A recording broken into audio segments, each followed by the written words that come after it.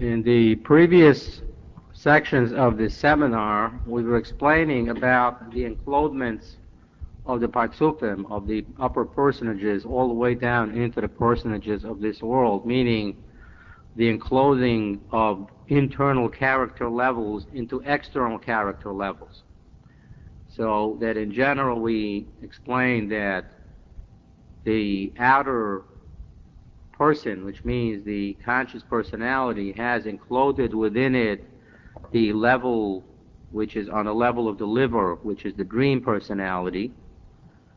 Within that is included the emotional personality. Within that is enclosed the personality which resides in the brain, meaning the different levels of the physical soul, as we explained in the previous section. Now, to explain the dream personality, in other words, the inner soul which is enclosed within the outer person, but now we're talking about the outermost level of the physical soul which is enclosed in the liver.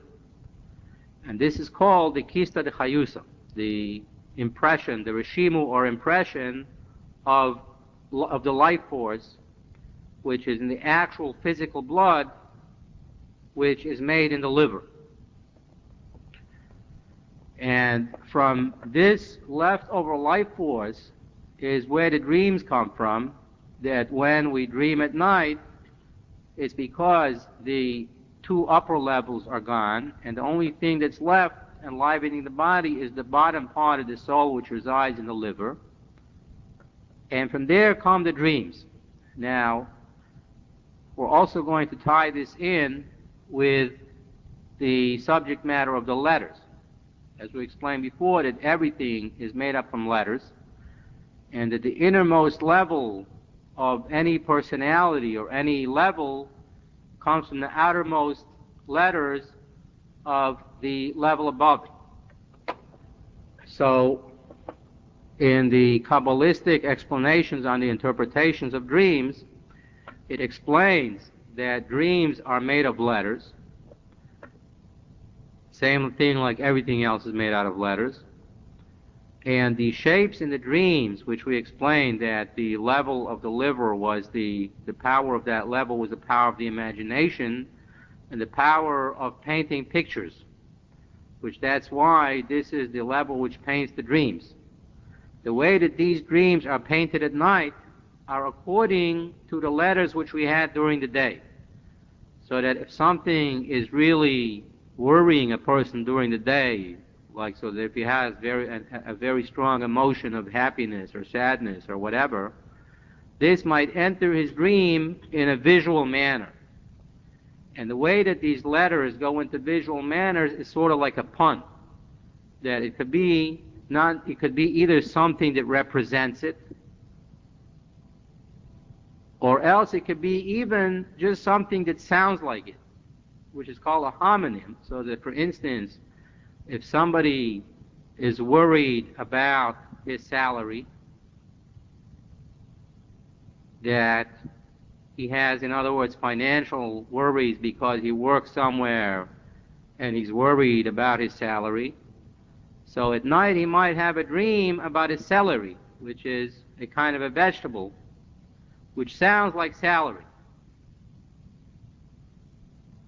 And like, for instance, if somebody is thinking about a person that he thinks this person is a real snake, so he might have the imagery of seeing this person in the shape of a snake, like maybe a snake with a face of this person or something like that. Or if somebody thinks that a person is a real angel, so he might see that person in the shape of an angel or something like that. So that the power of the Kista de Chayusa, the impression of life which is in the liver, is the power of imagination. Now, over here, basically, as we said, this power of dreams and this level of dreams, in other words, not just that there is a soul enclosed within the body, but in the world there's also souls within souls and levels within levels. So that, for instance, on this level of dreams, which is called the demonic level, which in other words the demons have a dream body but they don't have a physical body,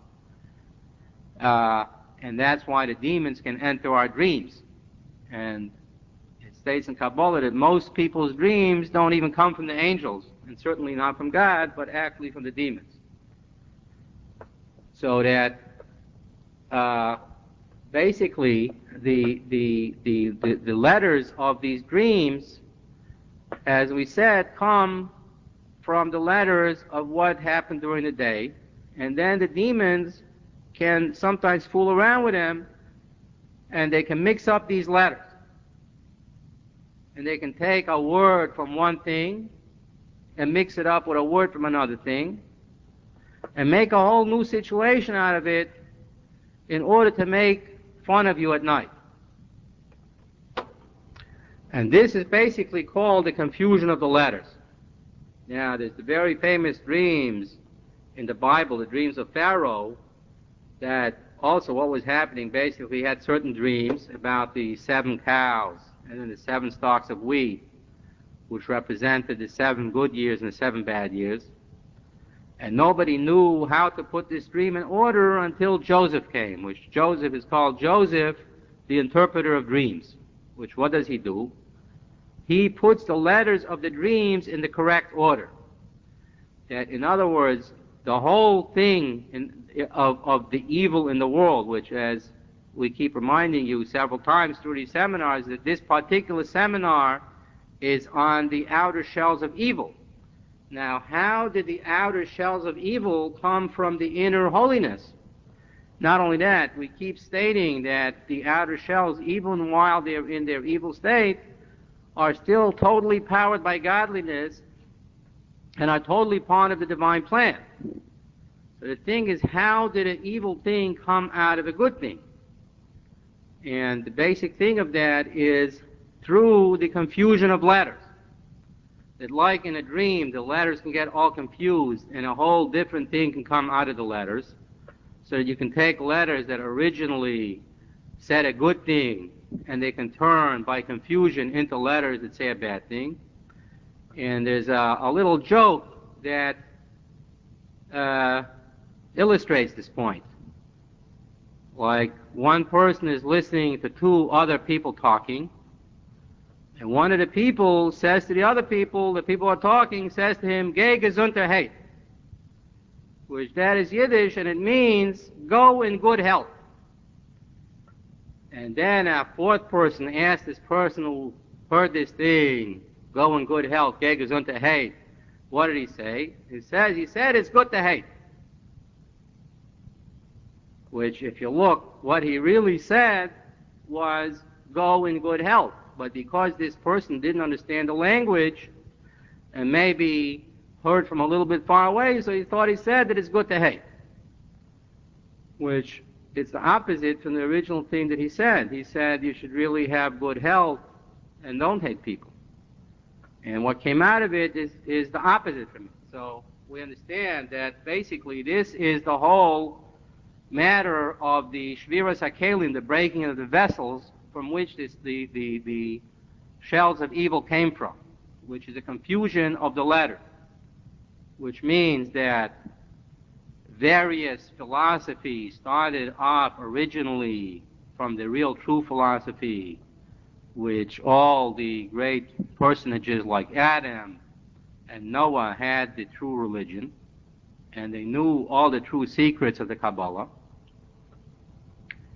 And then when some of these matters were explained to other people, they took various parts of it totally out of context and put them together in a different order than the original order.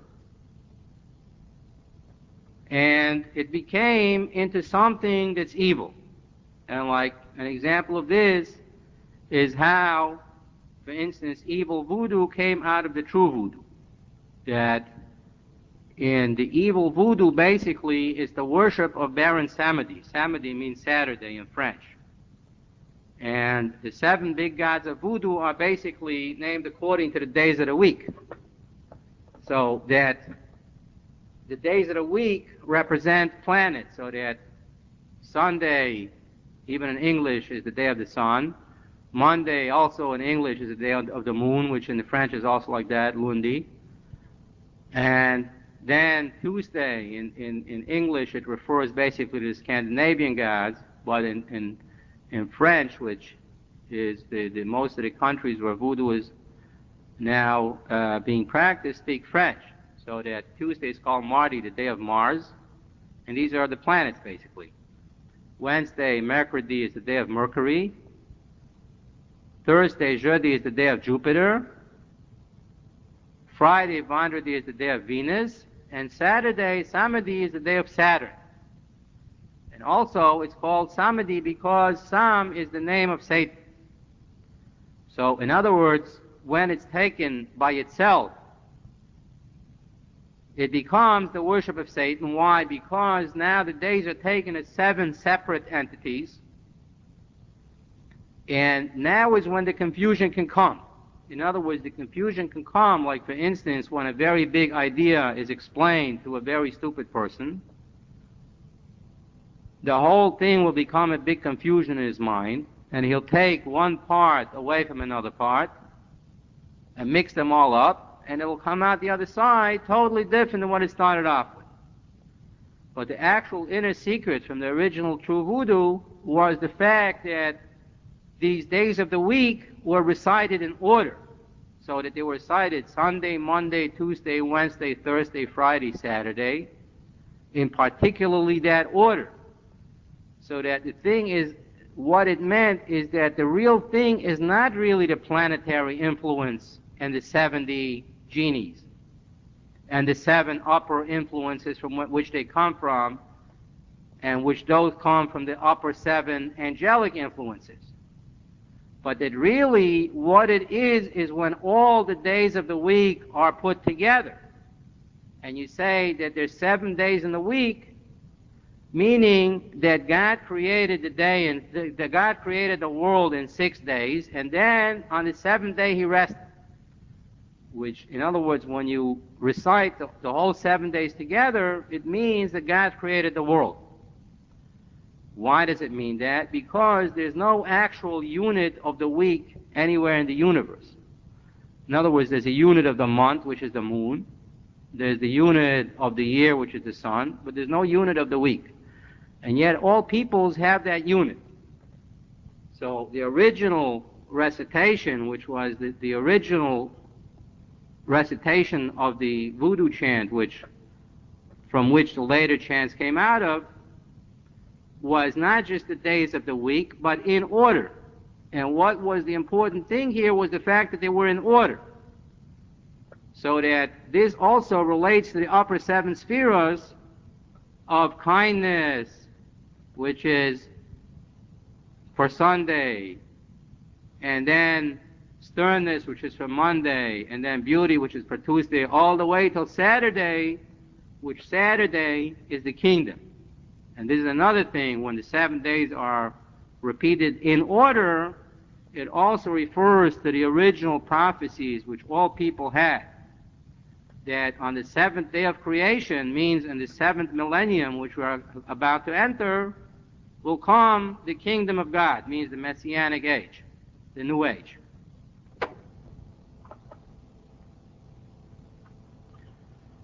So we understand that the present situation in the world is caused by a confusion of letters, which a confusion of letters is likened to a dream. And the thing of a dream is that in a dream, that since the inner brains are gone, in other words, the person is no longer conscious of what emotions are coming up, so therefore the emotions can come up with no actual reign of the intellect on them. So that in the daytime, we would hold our emotions back, so that if we have emotions of extreme anger, in the daytime we would not think of, let's say, murdering that person, whereas at night, when we dream, we might have a secret dream of secret things that we really want to do. In other words, that the emotion is there, but in the conscious person, that emotion has to be reigned, because you can't just do anything. In other words, every person understands that just because you're angry at somebody doesn't mean you can run out and kill them, etc. And the basic point that we're making here, the basic point we're making here is that the emotions at night, in other words, in the dreams, are not ordered. They're not in the proper order. And this is the whole thing, that not only the emotions aren't in order, but the demons can take a piece from one thing that happened during the day and a piece from another thing that happened during the day and mix it all up. And the basic thing is that what happens is that the lower emotions go up and the brains are totally hidden.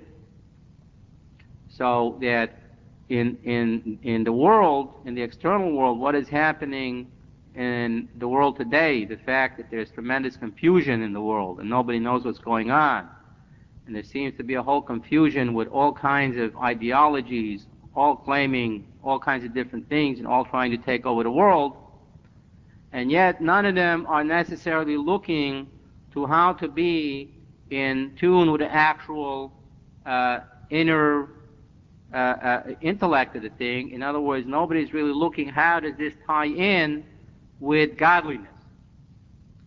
And this is basically what it explains that Mashiach will do, that in the Messiahs, there's basically two Messiahs. The first Messiah is called the Messiah, the son of Joseph, which is this Joseph in the Kabbalistic writings, Joseph who interprets the dreams. And he puts the dream together and explains how all the different things fit together. So that he explains all the different things in the world. And the explanations straighten everything out to how it was before creation. Meaning the original light of God, how it was before the creation and before even the emanation. And yet this will be actually in our world. Like we explained before, that the whole intent of the Tzimtzum, of the lessening of the light, is so that finally we will get the whole entire light. Now the question might be, why go through a dream state like we just went through with all this problems in the world with a mixed up dream? The basic reason for that is that it says in general in a dream, what you dream is only what you thought about during the day. But an elephant going through an eye of a needle, you don't dream at night. This is what it says in various places in the Kabbalistic writings, that the dreams are only according to what you experience during the day. But however, it says in other places in the Kabbalistic writings that a elephant going through the eye of a needle, that can only happen in a dream. So, in other words, it says that really the dream is the place for seeing an elephant going through the eye of a needle. Obviously, you wouldn't expect to see it not in a dream. And that's the place where the elephant can go into the eye of the needle. And this was the explanation. This ties in with the whole explanation of why the world was created and why it was lessened down into finally getting such small creatures like ourselves, physical entities, and yet we say that this is what God wanted. And this is why we're in the dream, so that the elephant means the biggest thing of all. The light of God will be able to go into the smallest thing of all, which is the human mind. And basically, this thing of the elephant in the eye of the needle, this is the subject matter of the Kabbalah. So basically, as we explained, Kabbalah is the largest thing of all. It includes everything inside of it. And yet, it's put down into such a small little thing so that it can go actually into the human mind in explanations that the human mind can understand. And basically, this actual explanation of Kabbalah, as we explained before, makes the actual eye of the needle so that it can finally accept the whole elephant within it. Now, to tie back to the beginning of the seminar, in the beginning of the seminar we explained his bonanus, that we explained that the Kabbalistic subject was a very, very long and very, very deep subject. And you must understand that this was just a very introductory touching on the subject, so that really there's a lot more things to be understood here. Furthermore, it's to be understood that there's much, much deeper levels which we haven't even talked about. That over here, the highest level we really talked about was the level of the angels. We haven't even started to touch about the level of the actual Sephirot of holiness themselves. And all of these various things, along with the various deeper explanations of exactly how these things that were explained, or the enclothements of the worlds, and the letters, the various things of incantations, the various things of magic and science, these will all be explained in later seminars.